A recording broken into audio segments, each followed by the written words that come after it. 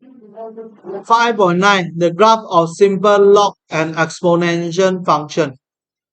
You should already know the property of graph y equal to e to the power x and y equal to ln x. So the graph y equal to ex. So the y equal to ex intercept the y-axis at 0, 1. And the e power x will greater than 0 for all value of x. When x get closer to negative infinity, the y get closer to 0. So we can write as x go to negative 0, negative infinity, then y go to 0. So the graph is said to be asymptotic to the negative x-axis. Also, when x go to infinity, y is infinity. Okay. So this is the graph. So this is 0, 1. So when it gets closer to the negative infinity, the y value will get closer to 0. But it will never 0. And the value will getting larger and larger and larger here. Okay, when x go to infinity, then the exponent x will go to infinity.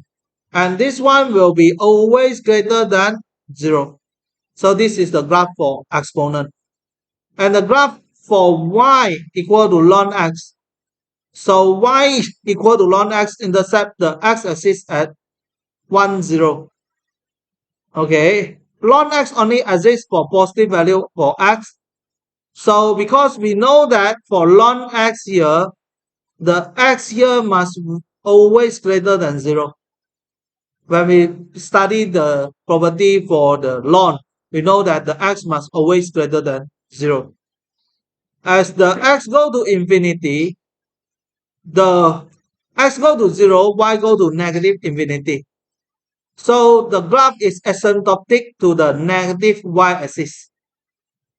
As y go to infinity, then x go to infinity, y go to infinity. So we can look at the graph here. This is the ln x. So this is the graph for ln x. Then 1, 0 here. So when it gets closer to the x-axis here, so the y will get close to the negative infinity. Negative infinity. When it goes to the infinity, then this one also go to infinity. Okay, so you can see this one will go to the infinity. Okay. The y equal to x, e to the power x, and y equal to ln x are inverse function. So inverse of exponent is ln, inverse of ln is exponent. So they are mirror image of each other in the line y equal to x. So they are reflected in the line y equal to x. So we have the 0, this one we have the 0, 1 here. So this is the 1, 0 here. Okay.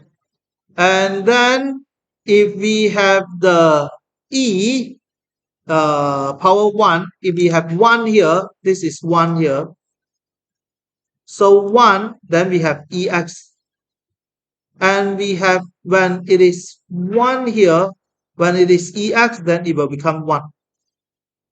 Okay, so over here, we can look at the decimals here. This is y, this is the e power x. We have the ln x, and we have the y equal to x here is the axis of symmetry. So we have the 1, 0, 0, 1 here. And then we have the 1 e, and then we have the e1.